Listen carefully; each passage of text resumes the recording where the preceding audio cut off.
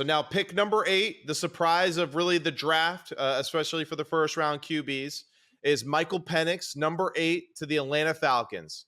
And this was a shocker for everybody. This was where Mel Kiper lost his shit because he was like, oh my God, I mean, I love Michael Penix, but I wouldn't have taken him here. Like he just went all, crazy on that one. But, this is where for me, like to kind of battle back there, I had Michael Penix as my second best quarterback in this draft. I had him rated ahead of Jaden Daniels. I think that his throwing is beyond impressive. And I was even impressed with Michael Penix when I saw him play his worst game of his career in college against Michigan in the championship. I still left that game saying he's a professional quarterback and he lost to the best team in the country that looks like an NFL team. And I'm not going to take anything away from him because of this one game, because I think that his passing is unbelievable. His pocket movement, his presence on the field, his ability to throw from any position where his body is in. And I just think that this guy, his skill set is going to translate so well to the NFL, especially what the Falcons are trying to do offensively. And the other thing that I love about it too is that he's going to play 8, 9 games at home in a dome, and then he's going to have, his road game against New Orleans. That's another one in the dome. And then, Tampa Bay, he's going to throw great in Tampa Bay. And then Carolina. So it's just like the guy is going to be in just optimal throwing weather for his whole career. And he's another example of what we're discussing. The guys are going to see him at practice and they're going to be like, yeah, Kurt's great, but Michael's different. And that's the thing. Michael is, other than Caleb Williams, the best passer of the football in this draft class. And I think he is really going to wow a lot of people with how ready to play he is, despite how much money they gave Kirk Cousins. I think, we need to talk about that, how we think it affects Kirk Cousins, but I'll just go to Michael Penix. I can think as I watched him, I was like, just, wow, I had fun watching him throw. And I'm thinking, yeah, he just slings it around there. Maybe I'm not giving it enough credit in the structure of how he's doing it.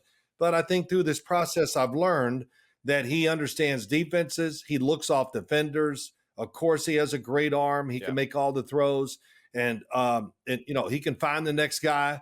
And it's like he never misses, really, when he has decent protection and all that.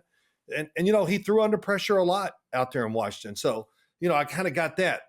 People were at the game go, I was there at the Michigan game. I think he was terrible. I thought he'd never play. Really, I heard this today, and I went, wow, but BS, what an overassessment. Phil, even you had reservations because after that game, you were like, I don't know. I didn't like what I saw from Michael. And I said, come on, Phil. Don't give me that crap. This dude is awesome. I know. I'm all right. So that's good. I like it. I like you trying to fight back. I was a prisoner of the moment. And what did I say to you immediately, though, too? Okay, I was like, he just played the Baltimore Ravens in the national championship and got his ass kicked. Thank you. So, like he did to every team. We don't do that enough. Yeah. But, we don't do that enough. We don't judge who they are and who are the defense is or whatever. So as I watched it all, of course, I changed. I won't go into all this of what he needs to do in that, but I will just say this. I do want to see him move around more to throw the ball, which I think he will have to do in the NFL.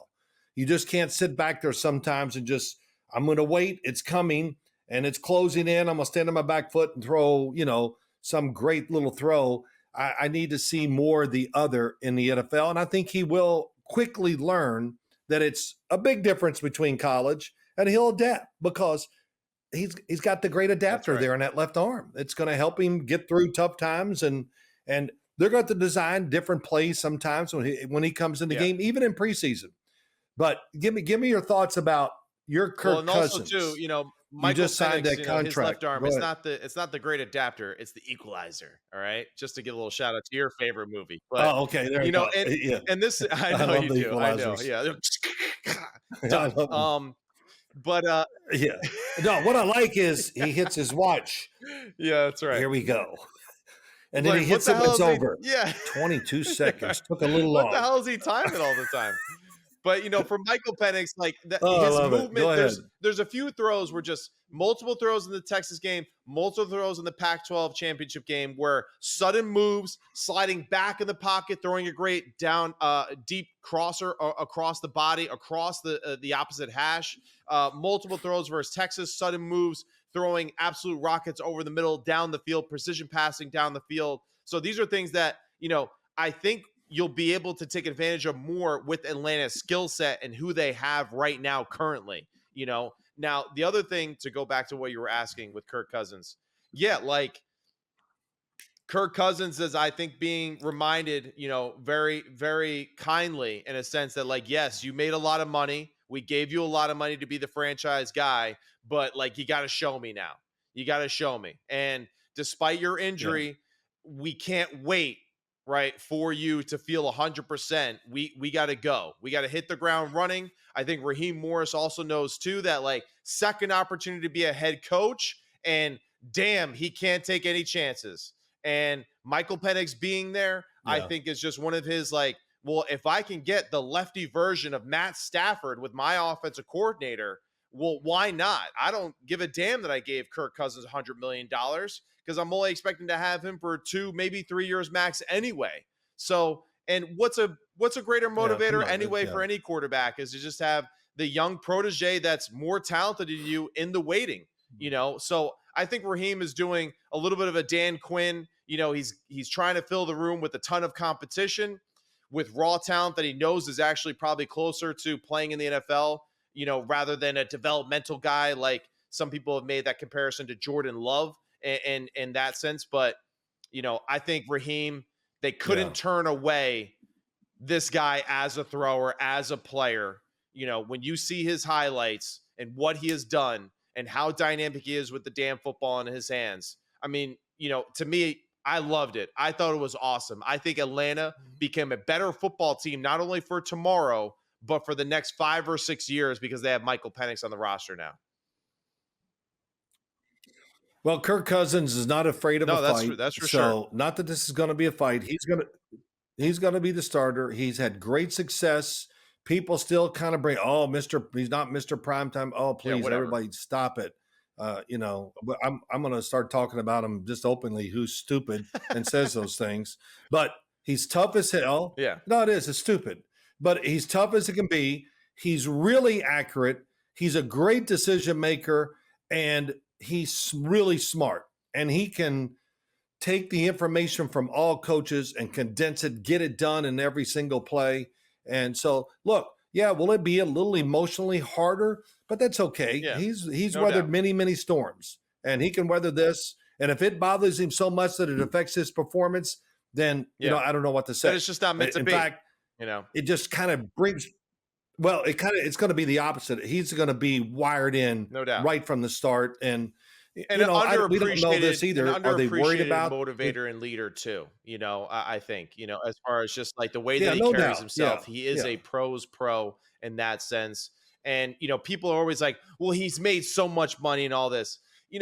What's unfortunate for him in his career is that the best team that he ever played for was last season, and he got hurt. That's what stinks for Kirk, because the first team that he ever played for that can really actually make a run and do damage in the playoffs was this team a year ago, and he got hurt, in Green Bay.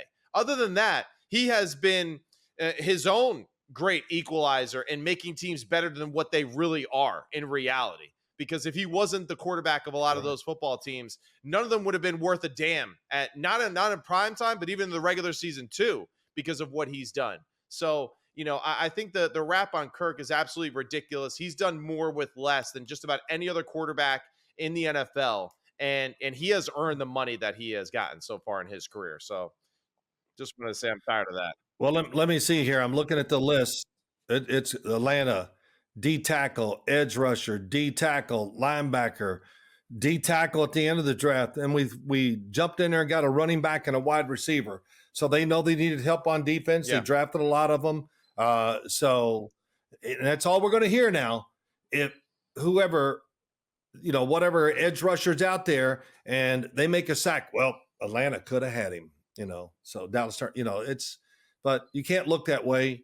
They made this decision, and you got to trust. Sometimes you got to trust the organization, the coaches, general managers who Yeah, but this it's is their also like life, one of those and things a too. lot of Like, times I they know don't what care the hell what they're they talking say about. either, because it's like no one talks about Micah Parsons and his lack of production in the playoffs. It always goes back to Dak. So I'm not really worried about it. It's like at the end of the Yeah, day, the most important yeah. position is the quarterback position. And right now, if you're Atlanta, whether or not Kirk's injury recovery is going well or not, if that's been in doubt, but right now you have a really good veteran quarterback that's going to be your projected starter with a potential phenom lefty quarterback in the waiting, so to have a really dense, quarterback room like that with two talented football players that have a ton of football experience under them, I think that's a good problem for Atlanta to have right now.